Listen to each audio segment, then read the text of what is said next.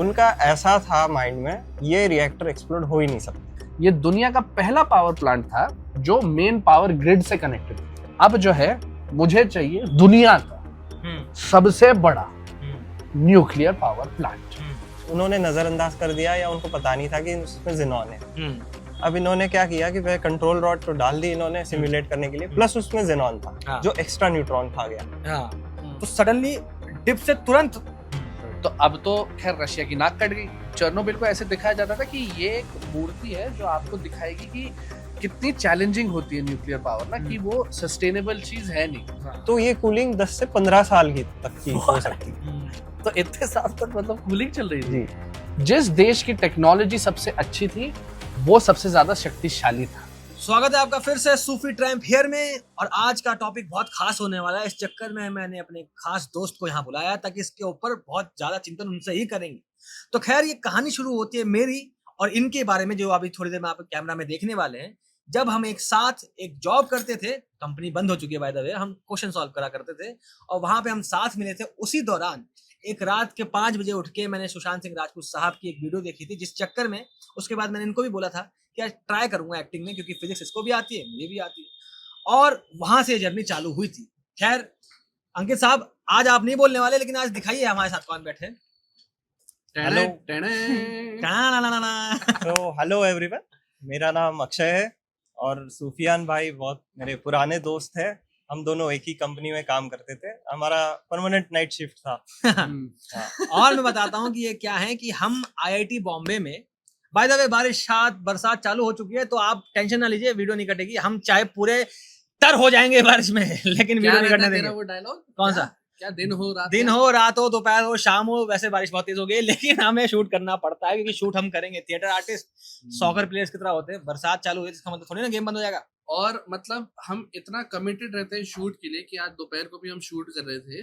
तो तब मैं रेनकोट लाया था, लेकिन अब मैं भूल गया। तो उसका जुर्माना मुझे भरना पड़ रहा है। तो शायद माइक भी खराब हो जाए। एनीवेज, बात ये कर रहे थे कि हम आईआईटी बॉम्बे में मैं जब गया, इसके बारे में आपको और बताता हूँ कि ये बार्क की फुल फॉर्म यार आप अच्छे से आप ही बताइए। जी, Bhabha atomic research centre.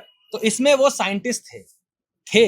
Reason being क्योंकि इन्होंने अपना पैशन चुना दोबारा और आईआईटी बॉम्बे में मास्टर्स करने गए थे, और मैंने भी सो कॉल्ड पैशन चुना और आईआईटी बॉम्बे में काइंड ऑफ छोड़ के और यहाँ पे एक्टिंग, थिएटर और कहानी में घुस गया हूँ। तो बाय द वे, अब जो आप ये मांगते थे वो मांगते थे, ये रखो बैचमेट है ना भाई। ये हमारे बैचमेट है। बस पीएचडी कर रहे थे और अब आप देख रहे हैं ये काफी ग्राउंड से उठे हुए इंसान है। काफी मेहनत करी इन्होंने। ज्यादा तारीफें हो रही है। लेकिन खास क्या है आज के वीडियो में? आज की वीडियो चेर्नोबिल के बारे में, और ये इसलिए भी होने वाला है, मैं बताने वाला हूँ कि चेर्नोबिल की वीडियो के दौरान मैं जब एक हफ्ते पहले आईआईटी बॉम्बे गया था, तब इनके साथ ही बैठ के डिस्कशन हो रहा था, जिसमें इन्होंने बोला कि चेर्नोबिल पे वीडियो बनाई जाए।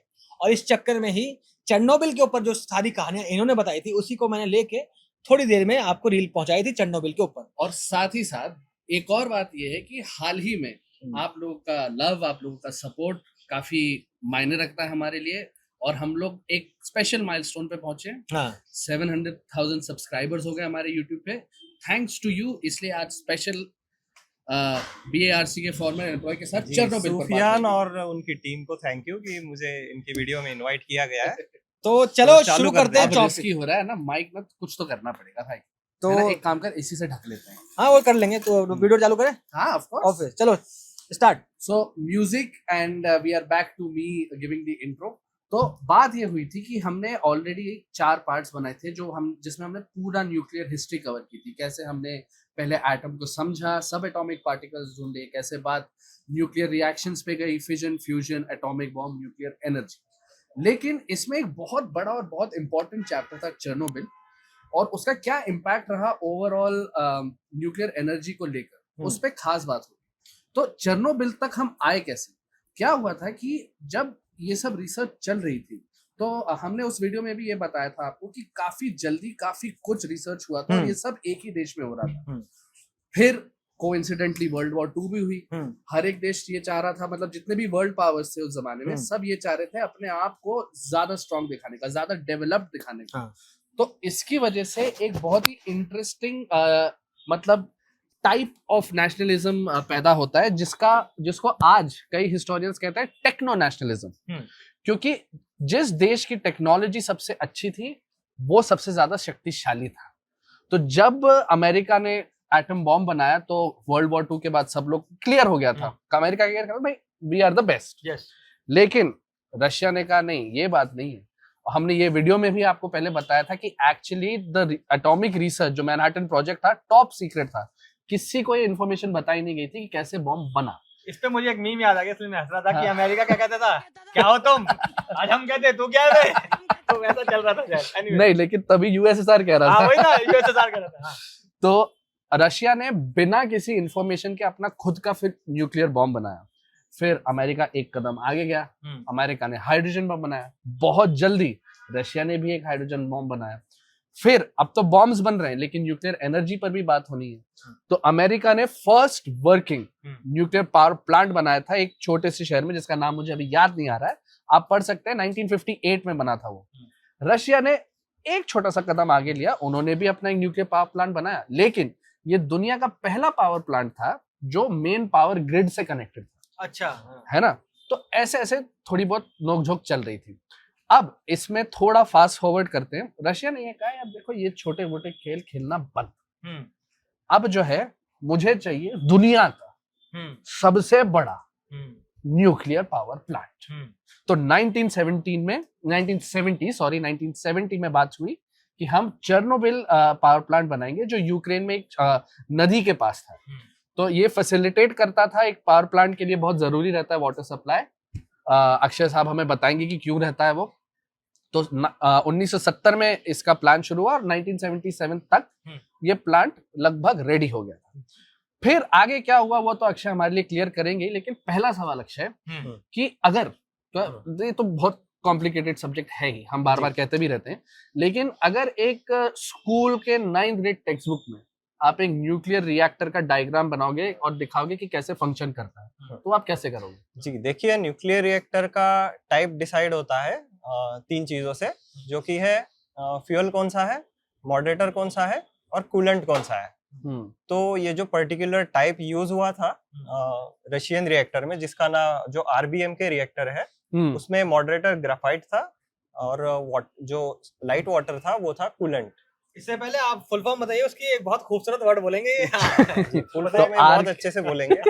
आरकेएमबी एक्चुअली रशियन वर्ड है, रशियन टर्म है। तो इसका रशियन में नाम है reactor बोजनोय मोशोस्नोस्ती कनेल्नी, which is directly translated into high grade channel reactor। 3 years का याद आ गया। अरे कहना क्या चाहते हो? तो शशि थरूर के बाद इन्हीं का नाम ये रशियन था, शशि थरूर। हाँ, यस, आगे। तो फिर मतलब ये जो फ्यूल है ये तो बेसिकली एक कैसा रहता है, कैसा दिखता है एक रिएक्टर? सो जो आरबीएम के रिएक्टर था उस कॉन्टेक्स्ट में ही बात करूंगा मैं। ओके। उसमें जो ग्राफाइट ब्लॉक्स होती जो कि मॉडरेटर है, और उसमें बहुत सारी चैनल्स होती। कुछ चैनल्स में जाती है फ्यूल, कुछ चैनल्स में जाती है कंट्रोल रॉड्स। ओके। और उन चैनल्स में पानी भी होता है, लाइट वाटर, जो कि कूलेंट होता है। ठीक है। तो अब ये कैसे काम करता है कि न्यूट्रॉन को हमको मॉडरेट करना होता है, उसको स्पीड स्लो करवानी होती है ताकि फिशन हो सके, क्योंकि फिशन का जो क्रॉस सेक्शन बोला जाता है उसको फिशन क्रॉस सेक्शन, जो हाई प्रोबेबिलिटी होती है to make the reaction fissionable. So एक मिनट क्या मेरे को समझाएंगे? मतलब कि अगर तुम्हें रिएक्टर फिजन के लिए क्या है, हमें न्यूक्लियस को तोड़ना है। हाँ। न्यूक्लियस को तोड़ने के लिए हम क्या करेंगे, हम न्यूट्रॉन्स को डालेंगे उसके अंदर, वो एब्जॉर्ब करेगा, अनस्टेबल होगा और फिर टूटेगा। तो हाई प्रोबेबिलिटी है एब्जॉर्ब करने की न्यूट्रॉन को कम स्पीड में। ये कहने नहीं, मगर अगर ऐसे लॉजिकली अगर ऐसे करके मारा तो लॉजिकली देख लो। हाँ, इसको बहुत मैं थोड़ा वैसे मैं समझाता हूँ आपको इजी वे में। अगर अच्छा ठीक है, एक बिलियर्ड बॉल यहाँ पे पड़ा है, ओके, दूसरा तेजी से आएगा, टकरा के निकल जाएगा, ठीक है, आराम से आएगा तो टकरा के चिपक जाएगा। इस वे में समझो, एक सर्टेन स्पीड पे आएगा तो प्रोबेबिलिटी ज्यादा है कि उसको एब्जॉर्ब करके, मतलब जिन्होंने वर्ड बोला टेक्निकल वर्ड, कि एब्जॉर्ब करके टूटने के चांसेस बढ़ जाएंगे। इसलिए न्यूट्रॉन मतलब जैसे क्रिकेट में भी रहता है कि थोड़ा एम करके आराम से फेंका तो स्टंप पे लग भी जाएगी। स्कूल फिजिक्स में देखा ही होगा कि जो सेम एटम के दो मासेस है, सॉरी सेम मास, दो मासेस है सेम, अगर वो टकराते हैं तो पहला वाला मास स्लो हो जाता है। तो यही चीज यहाँ पे यूज हो रही है। न्यूट्रॉन टकरा रहा है लाइट न्यूक्लियस से, जो कि या तो ग्राफाइट होगा जो मेनली कार्बन होता है, या तो वाटर होगा जिसमें हाइड्रोजन होता है, और ये मॉडरेटर रहता है। हाँ, या ओके, मॉडरेटर। कि हम सवाल जवाब पूछते रहेंगे क्योंकि आज बहुत दिनों बाद मैं इस दारोमदार को छोड़ रहा हूँ कि यार मैं बहुत सारे सवालों को जवाब दूंगा। मैं चाहता हूँ कि आज थोड़ी टेक्निकल टर्म्स बात हो, इसलिए बार के साइंटिस्ट को बुलाया। हाँ जी, तो ये हो गया, अभी हम पहुंच गए मॉडरेशन तक। अब मॉडरेशन हो गई, अब उसका फिशन क्रॉस सेक्शन बढ़ गया, अब वो जाएगा फ्यूल में। फ्यूल में जाके वो चेन रिएक्शन तैयार करेगा। अब चेन रिएक्शन में क्या होता है, पहले तो न्यूक्लियाई टूटते हैं, एक हेवी न्यूक्लियस दो लाइटर न्यूक्लियाई में टूटते हैं। अब वो टूट के जब उनके अंदर काइनेटिक एनर्जी होती है, उनको जब रोकते हैं, उनका जो काइनेटिक एनर्जी है वो हमको थर्मल एनर्जी में कन्वर्ट करना है। उसके साथ साथ ये भी तो है कि जब न्यूक्लियस टूटा, दो नए डॉटर एलिमेंट्स बने, तो एक सर्टेन टाइप का मास भी लॉस किया, जिसको इक्वल सेम्स स्क्वायर हम कहते हैं कि डेल्टा एम लॉस हो गया, तो उससे भी एक एनर्जी निकलती है जो कि काइनेटिक फॉर्म में पहुंच जा रही है। हाँ, काइनेटिक फॉर्म में, प्लस उसके अलावा भी जैसे एक रफली बात करें तो हर फिशन में 200 MeV की एनर्जी निकलती है, उसमें से 160 MeV की एनर्जी इस काइनेटिक एनर्जी में होती है, और बाकी की बची हुई अदर प्रोडक्ट्स होते हैं, न्यूट्रॉन, बीटा, गामा, अल्फा, ये सब भी। तो MeV में बता देता हूँ कि mega electron volt. Electron volt का मतलब आप यही समझ लीजिए कि अगर मैं किसी इलेक्ट्रॉन को 1 वोल्ट के पोटेंशियल डिफरेंस पे छोड़ दूंगा तो जितनी एनर्जी एक्वायर कर लेगा उसको इलेक्ट्रॉन वोल्ट कहते हैं, सिंपल भाषा में। यस जी। हाँ। तो ये एनर्जी फिर फ्यूल से ये एनर्जी ट्रांसफर होती है कूलेंट में। कूलेंट में वो हीट एब्जॉर्ब होगी और फिर उससे स्टीम क्रिएट होगी। बस अब ये स्टीम जाएगी टरबाइन की ओर, और ये स्टीम भेजी जाती है, उसकी भी प्रोसेस होती है, उसको ड्राई करके भेजा जाता है। क्यों? स्टीम को, ताकि इरोजन ना हो टरबाइन का। राइट, करेगा ना। अच्छा, एक सवाल था। तो अभी आपने कहा कि एक मॉडरेटर है, फ्यूल है, कूलेंट है, तो न्यूट्रॉन्स आ कहां से रहे?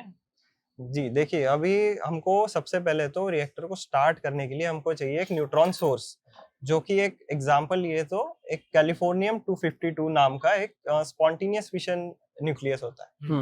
उसमें से न्यूट्रॉन स्पॉन्टेनियसली निकलते हैं, तो ये स्टार्ट करता है, किक स्टार्ट होता है, जैसे हम गाड़ी को सेल्फ स्टार्ट मारते हैं, उस तरीके से। तो ये न्यूट्रॉन निकलता है वहां से, और बाकी न्यूक्लियाई के साथ मॉडरेट करने के बाद चेन रिएक्शन बनाएगा। ओके जी। तो लकीली बाय द वे बारिश रुक गई है, इसलिए मैंने माइक निकालना भी चाहा, तो बीच बीच में थोड़ा डिस्टर्बेंस हो रहा है, तो माफ करिएगा, मुझे गाली मत दीजिएगा। सब कुछ एक साथ होता है अपना यही स्टाइल, ये बाबूराव का स्टाइल है, ठीक है। यस। हाँ, तो अभी आपने कहा कि ये एक इसका जो मॉडरेटर था वो ग्रेफाइट था। अब मेरी लिमिटेड नॉलेज से इसकी वजह से this was one of the reasons why थोड़ा सा कुछ तो गड़बड़ हो रही थी इनके रिएक्टर्स में। तो एग्जैक्टली क्या था, मतलब क्या हो रहा है इधर पे? मैं पूरी स्टोरी जाननी है, पूरी स्टोरी बताइए कि चेरनोबिल का कैसे रिएक्टर में कहाँ गया, क्या क्या चीजें हुई। आपने उस पर, मुझे हॉस्टल में जब मैं गया था इन दिनों और मस्त इनके रूम में सो रहा था, अब तो मेरे पास रूम नहीं है, तो इन्होंने AZ5 बटन का जिक्र किया था, ये सब बात की थी, क्या हुआ क्या नहीं हुआ, पूरी स्टोरी जैसे आपने मुझे बताई थी। मैं चाहता हूँ ये कहानी बहुतों तक पहुंचे, तो ये सारा चीज आज आप दारोमदार संभालिए, बताइए। जी, काफी इंटरेस्टिंग स्टोरी है, और काफी वीडियोस में वर्णैक तरीके से बताई गई है कि थोड़ा सा कभी कभी कुछ चीजें छूट जाती है। तो यहाँ पे ऐसा हुआ था कि जो वहाँ की टीम थी चेरनोबिल की, उनको एक टेस्ट करवाना था वहाँ पे। ये टेस्ट था कि जब ब्लैकआउट कंडीशन में क्या टरबाइन के पास इतना इनर्शिया होगा कि वो कूलेंट पंप को पावर दे सके। क्योंकि ब्लैकआउट कंडीशन का मतलब हो कि लाइट जा चुकी है, और लाइट जाने के बाद भी क्या रिएक्शन में इतनी जो हीट निकल रही है, क्या सेल्फ सस्टेन उस हीट को मैं निकाल सकता हूँ, सस्टेन कर सकता है, यही ना? जो टरबाइन के पास इतना इनर्शिया हो, अब स्टीम उतनी जाएगी नहीं, शट डाउन कर दिया हमने रिएक्टर, अब स्टीम उतनी जा नहीं पाएगी टरबाइन की ओर। अब टरबाइन का खुद का इनर्शिया होगा, वो घूमता रहेगा। अब वो अपना इतना पावर होगा कि वो कूलेंट पंप चला सके। कब तक? जब तक बैकअप डीजल जनरेटर ना आ जाए, दोबारा पावर 1 मिनट का समय होता है। ओके। तो ये टेस्ट उनको करवाना था।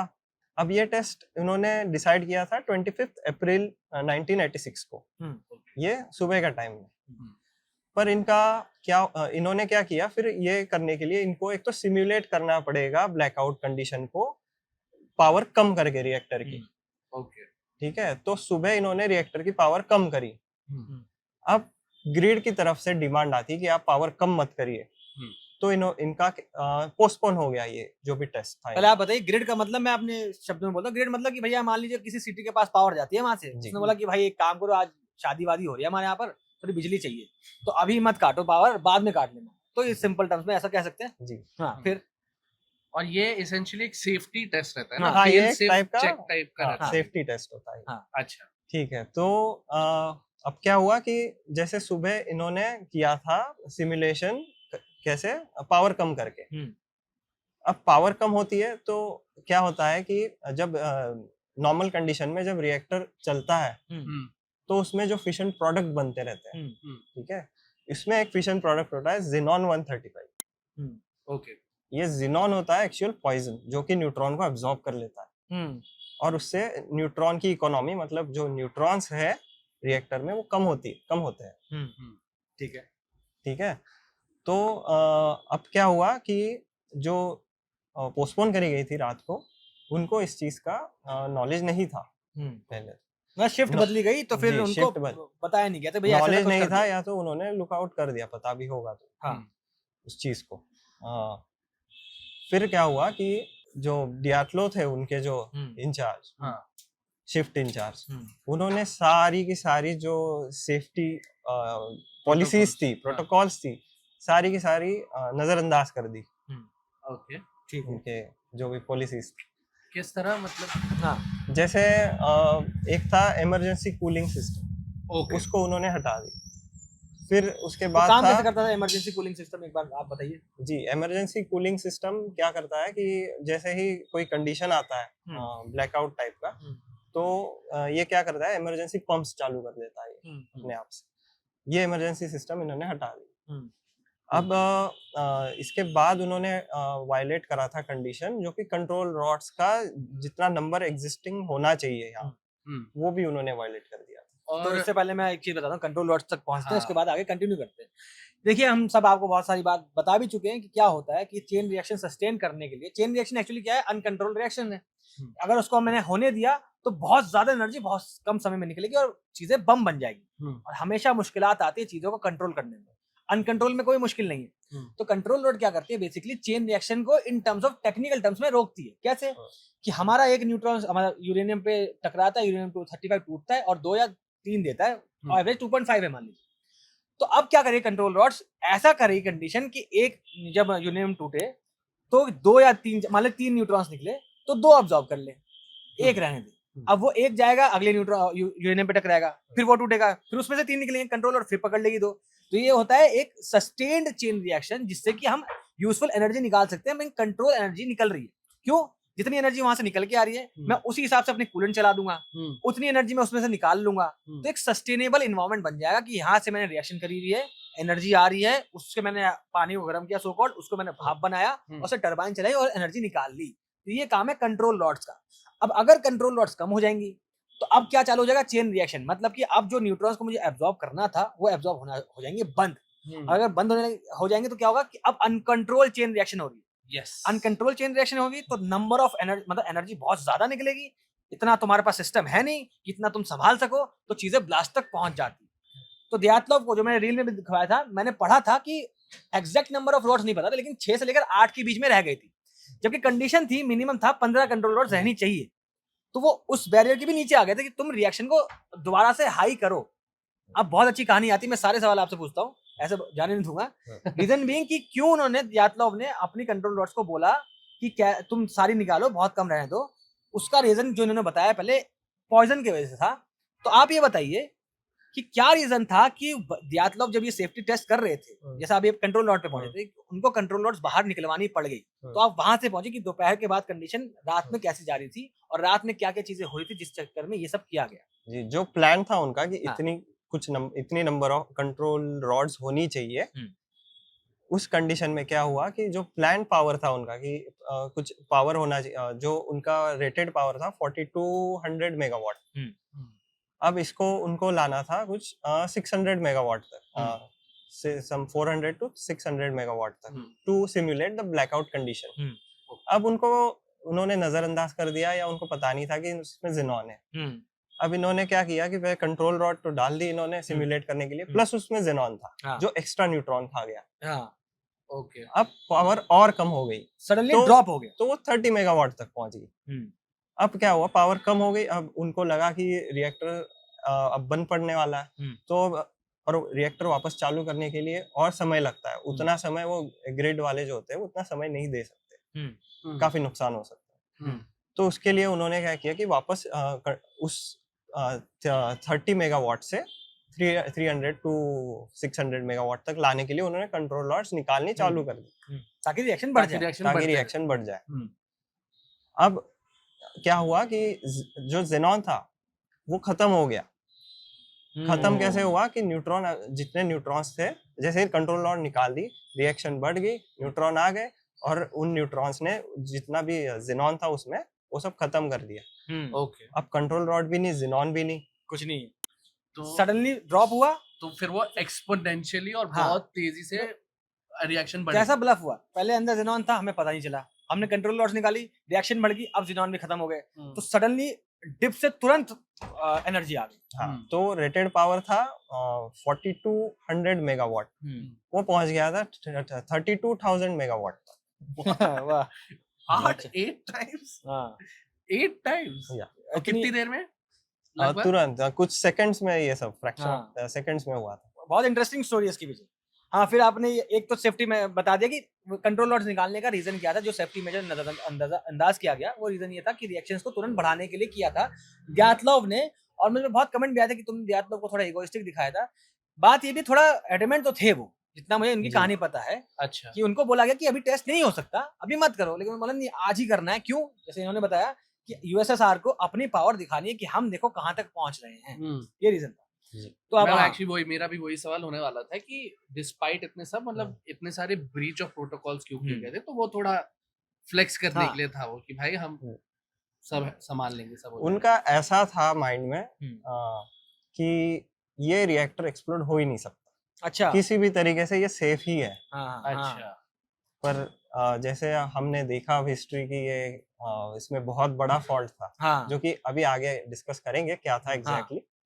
जी, तो अभी ये हो गया, यहाँ तक बात पहुंची कि कैसे रिएक्शंस को ये सब हो गया। अब सोचिए, अब आपको इन्होंने बताया इतनी 8 टाइम्स ज्यादा एनर्जी आ गई, अब उसके लिए, उसको रोकने के लिए अब सब पैनिक कर जाएंगे, कंट्रोल रॉड्स डालो, या फिर इमरजेंसी रॉड होगी जो पूरा रिएक्शन सडनली स्टॉप कर देगी, वो डालो।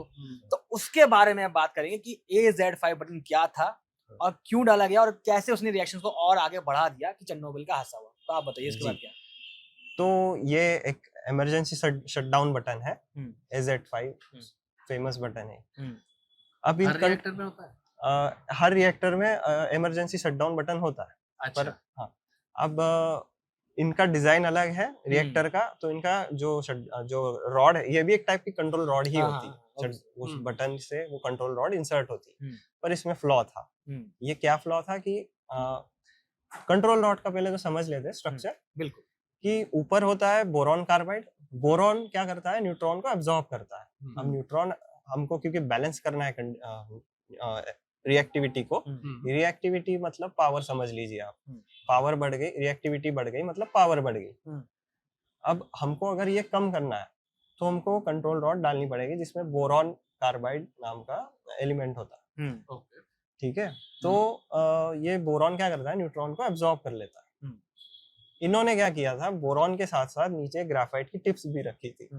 नॉर्मल कंडीशन में क्या होता है, जो वहां पे पावर फ्लक्चुएशन होती है, उस फ्लक्चुएशन को अवॉइड करने के लिए उस ग्राफाइट टिप्स क्या करती है कि मान लीजिए आपने एकदम से बोरॉन रॉड डाल दी, पावर एकदम से कम हो गई, वहां पे डिप आ जाएगा। पर आप अगर ग्राफाइट होगा वहां पे मॉडरेटर, तो वो उस फ्लक्चुएशन को अवॉइड कर देगा।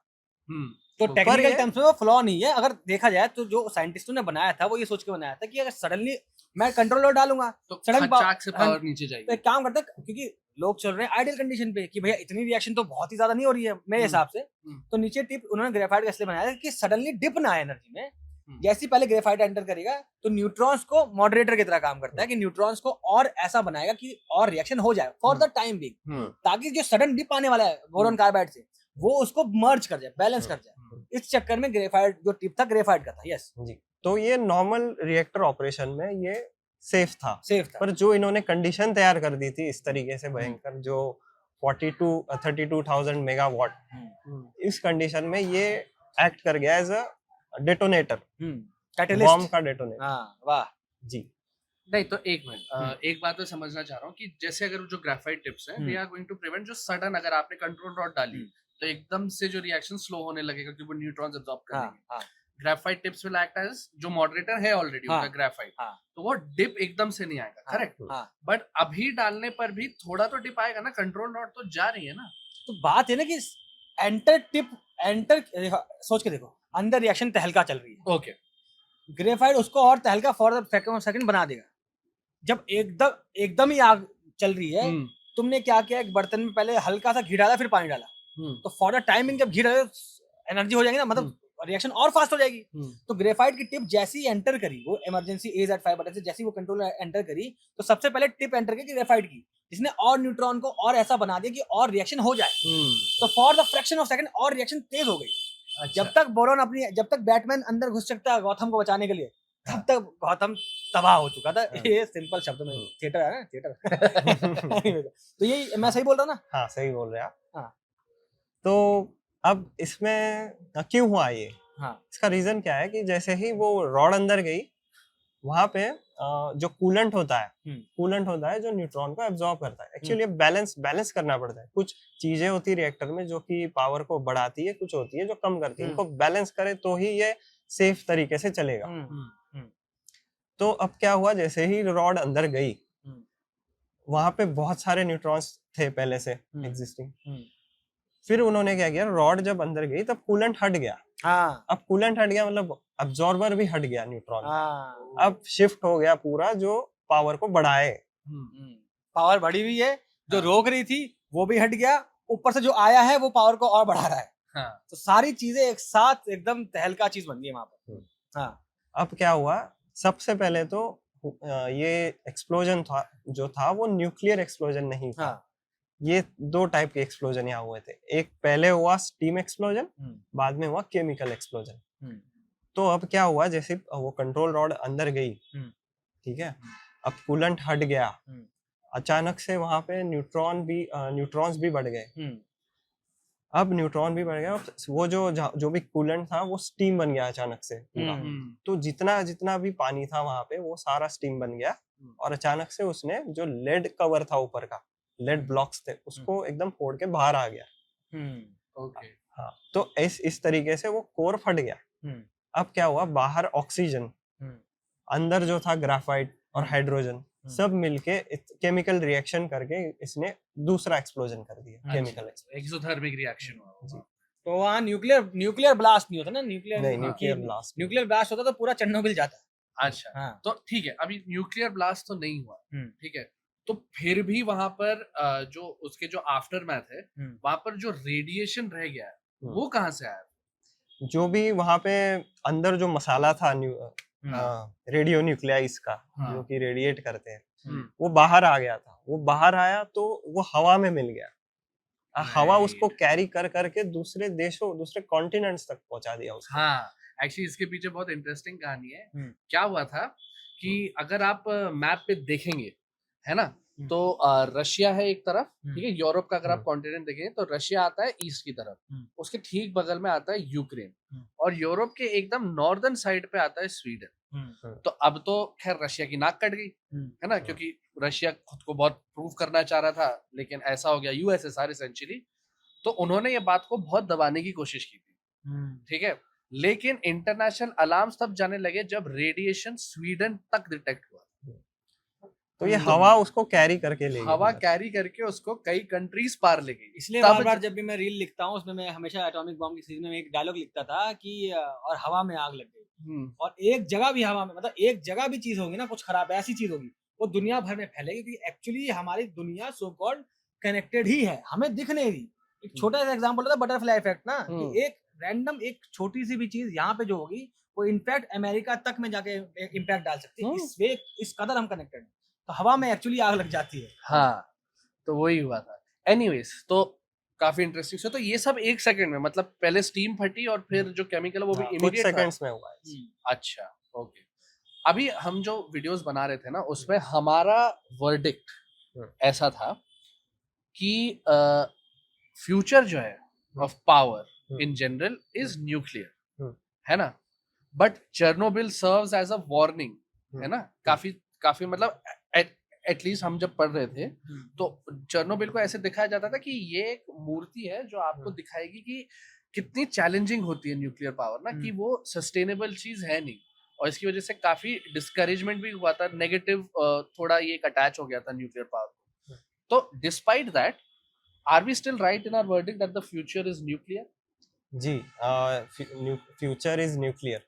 हाँ। देखिए, ये डिजाइन फ्लॉ था जो रशियन रिएक्टर्स से पहले आरबीएम के, वो एक मेन सबसे बड़ा ड्रॉबैक था कि वो निगेटिव वॉइड का पॉजिटिव वॉइड कोफिशिएंट ये थोड़ा Okay. समझाइए। हाँ। जी। वरना मैं तो समझ जाऊंगा फिर Positive. हाँ, लोग बोलेंगे यार तो- सुफियान भाई अपने अपने बात करके चले गए। जी, हाँ। तो ये टेक्निकल वर्ड है हाँ, पॉजिटिव वॉइड हाँ, कोफिशिएंट। हाँ। वॉइड होता है खाली जगह। हम्म, तो अब क्या होता है रिएक्टर में, जब पानी स्टीम बन जाता है, हम्म, तो एक तरीके से वहाँ पानी नहीं है अभी, वहाँ पे वॉइड बन चुका है। हाँ ठीक है। अब पानी नहीं है तो न्यूट्रॉन को एब्जॉर्ब करने वाला भी कोई नहीं है। ठीक। अब वॉइड बन गया, अब न्यूट्रॉन को एब्जॉर्ब करने वाला कोई नहीं है, हम्म, प्लस जो उस रिएक्टर में ग्राफाइट था वो मॉडरेटर था, वो जबकि वो वही है, एब्जॉर्बर नहीं है पर मॉडरेटर है अभी भी। तो क्या करेगा, ये न्यूट्रॉन्स को बढ़ाएगा और एब्जॉर्ब नहीं करेगा। तो ठंड के हमारे काम के लगता नहीं यार, वो कान पे गिरा रहे हैं यार, पानी अंदर है। फिर से बरसात चालू हो चुकी है लेकिन वीडियो नहीं बंद होगी, भीगेंगे आज। Yes continue. हाँ। अवॉइड बन गया फिर।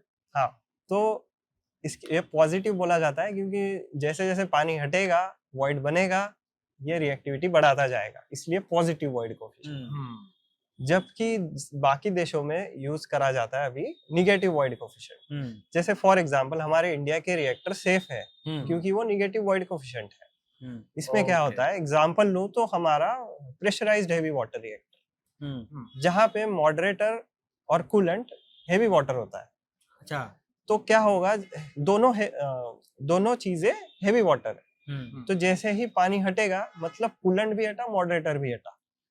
यस। तो फिर वो वॉइड बनेगा नहीं, मतलब Void, जैसे हाँ। जैसे कूलेंट जाते जाएगा रिएक्शन भी स्लो होते हाँ, रिएक्शन। ये बेहतरीन चीज है यार। जाएगा। बात टेक्नोलॉजी है। बार्क इसलिए मैंने बोला आज सारी बातें थोड़े और टेक्निकल टर्म्स में समझेंगे। मैं तो यार थिएटर प्लस साइंस मिला के चलता हूँ। मैं कोशिश करता हूँ कि टेक्निकल वर्ड्स ना बोलूं ताकि आसान भाषा में दूर तक बात पहुंचे, मगर टेक्निकल बातों के लिए टेक्निकल लोगों के लिए टेक्निकल लोग हैं मेरे पास और ये Yes. हमेशा आते रहेंगे। यस, तो ये सारी बातें यहाँ पे हुई। और मैं एक और चीज बता रहे थे, आप लोग जब हम डिस्कस कर रहे थे कि एक चीज पता चली कि चेर्नोबिल में रिएक्शन हो गया, फट गया, लेकिन प्लांट बहुत सालों बाद बंद किया गया था। यस, हाँ। ये समझाइए आप स्टोरी कि प्लांट बहुत सालों बाद क्यों बंद किया? ऑफिशियली प्लांट क्लोजर अगर आप देखेंगे 4 रिएक्टर से, हाँ। मेरे ख्याल से रिएक्टर 4 में प्रॉब्लम हुई थी, करेक्ट? हाँ।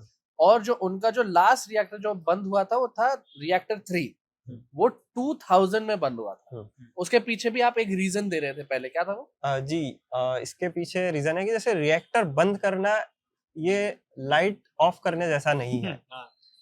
जैसे ही रिएक्टर आप शट डाउन करते हैं तो आपको उसकी डीके हीट निकालनी पड़ती है। अब decay heat is another technical term. वो क्या होता है कि जैसे रिएक्टर में नॉर्मल ऑपरेशन में पावर बन रही है, पावर बनने के साथ वहाँ पे रेडियो एक्टिव न्यूक्लियाई भी वहाँ पे बस रहे उस जगह पे, वो निकल नहीं रहे। तो अब ये रेडियो न्यूक्लियाई जो वहाँ पे अभी एग्जिस्टिंग है, ये अपना अल्फा बीटा गामा छोड़ते रहेंगे, इवन न्यूट्रॉन्स भी। तो ये क्या करेंगे, कोर को मेल्ट कर सकते हैं। कोर को मेल्ट ना होने देने के लिए हमको लगातार कूलिंग करनी पड़ती है। तो ये कूलिंग 10 से 15 साल तक की हो सकती है। तो इतने साल तक मतलब कूलिंग चल रही थी। जी, वरना हमने सोचा कि हमने एक काम करते हैं, बल्ब बुझा देते हैं यार, क्यों क्या यार, न्यूक्लियर रिएक्टर क्या है, बंद कर दे तो बंद कर दिया। ऐसा नहीं है। कितने साइंस इन्वॉल्व है, कितनी कहानियां इन्वॉल्व है इन सब चीजों के पीछे, बहुत सारी किस्से कहानियां अभी और भी बचे हैं। नहीं, एक बहुत इंटरेस्टिंग हाँ, चीज जी, आपने जी, कही, बोलिए। जो एक्चुअली मतलब यही होता है ना, एक्सपर्ट्स लोग जब आते हैं, नहीं इसको भाई ये भीग जाएगा यार। नहीं नहीं, मेरे को बहुत डर लग रहा है। नहीं, बट नहीं, उसके यहाँ अंदर रख ले।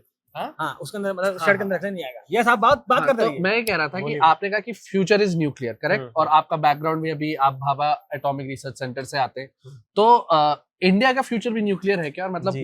मतलब उस क्षेत्र में कैसे काम चल रहा है, what exactly is going to happen? जी, इंडिया का एक स्पेशल प्लान है, 3 स्टेज न्यूक्लियर प्लान जिसको बोला जाता है, जहाँ पे हम क्या करते हैं कि जो हमारे इंडिया में थोरियम की डिपॉजिट्स है जो कि वर्ल्ड में सबसे ज्यादा है, हम थोरियम को यूटिलाइज करना चाहते हैं न्यूक्लियर एनर्जी के तौर पे। ये कैसे होता है कि थोरियम खुद ब खुद तो फिसाइल नहीं है, मतलब ऐसा नहीं, मतलब हाँ मतलब ऐसा कि जो अभी नॉर्मल रिएक्टर में जो यूरेनियम यूज करा जाता है उसकी जगह में थोरियम डाल दूं तो चलेगा नहीं, तो हमको पहले थोरियम को कन्वर्ट करवाना पड़ेगा फिसाइल मटेरियल में, ताकि फिजन कर सके, ताकि फिशन कर पाए, ताकि एनर्जी निकाल सके। तो ये हमारा 3 स्टेज न्यूक्लियर प्लान है कि कैसे थोरियम को हम यूटिलाइज कर सके, कन्वर्ट कर दे पहले, फिर उसको यूज करें फ्यूल के तौर पे। तो पहले स्टेज में अभी जो एग्जिस्टिंग हमारे इंडिया में रिएक्टर्स है ये सब चल रहे हैं। ये फर्स्ट स्टेज हो गया जो कि नॉर्मली क्या करता है, जो नेचुरल यूरेनियम होता है जिसमें यूरेनियम 235 का आइसोटोप, 238 का आइसोटोप होता है, 235 भी होता है बहुत कम मात्रा में, 1-2% तक होता है। तो क्या करता है ये जो यूरेनियम 238 है उसको प्लूटोनियम 239 में कन्वर्ट करता है, जो कि अनदर फिसाइल है, उसको भी हम तो हम उसको यूज कर सकते। तो ये सेकंड स्टेज में हम ये प्लूटोनियम का यूज करते हैं।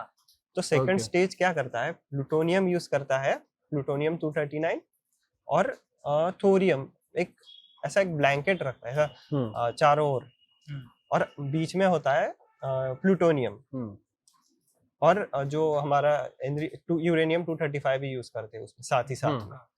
अब क्या करता है, थोरियम न्यूट्रॉन को एब्जॉर्ब करेगा और वो बना देगा यूरेनियम 233।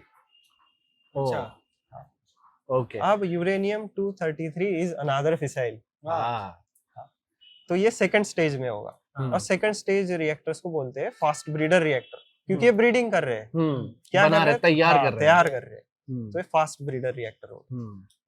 थर्ड स्टेज में क्या करेंगे हम, जो कि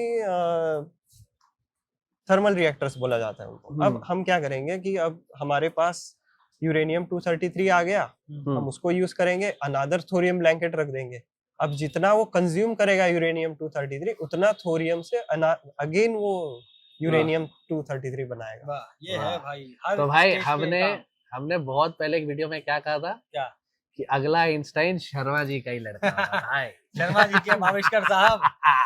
तो आई गेस लंबी हो गई है काफी वीडियो, बहुत सी कहानियां बतानी बाकी है, बहुत से किस्से लाने बाकी है, बहुत सी कहानियां और किस्सों के ऊपर मूवीज लानी बाकी है, वेब सीरीज लानी बाकी है, और टेक्निकल टर्म्स भी बहुत सारे आएंगे। जैसे आज भावेशकर साहब आए हैं, हमेशा आते रहेंगे, और जब इनको वक्त फ्री मिलेगा। अभी तो ये बैंगलोर जा रहे हैं जॉब करने के लिए, रिसर्च करने के लिए, डेटा साइंस में आप रिसर्च करने जा रहे हैं जी, डेटा साइंस। तो ये हमारा जो ग्रुप है लगता है ड्रॉप आउट्स का हो गया है। BARC drop out, IIT drop out और कुछ नहीं। तो ये हंसी मजाक चलता रहे, साइंस की बात है, आप लोग घर तक पहुंचते रहे, आपके दोस्तों तक पहुंचते रहे। इसी साइंस का हमें एक सो कॉल्ड एक मूवमेंट काइंड ऑफ है ये, कि हर जगह हर गली जैसे कैफे है वहां पे बैठ के साइंस की बातें हो, बरसात हो, दिन हो, रात हो, साइंस की बातें हो। हमें बहुत सारा काम करना है इस देश के लिए, इस देश की मिट्टी के लिए, इस मुल्क के लिए, और ये तभी हो सकता है जब हम साइंस को समझेंगे, इसको आगे ले जाएंगे। तो वीडियो यहीं खत्म करते हैं। यस, कमेंट्स में जरूर भावेशकर साहब के फ्यूचर एंडेवर्स के लिए गुड लक भावेशकर साहब लिखिएगा। बिल्कुल, ठीक है। तो भावेशकर साहब जी, आप सबको थैंक यू मुझे इस वीडियो में बुलाया। अरे भाई, हमें तो मुझे याद रहेगा। देखो आज 3 लोग होते हुए भी लगे तो 4 ही चांद है भाई, एकदम 2 चांद तो भावेशकर साहब लेके आए। अब मैं तीसरी बार बोल चुका हूँ, अब चौथी बार नहीं बोलेंगे। धन्यवाद, जय हिंद। जय हिंद।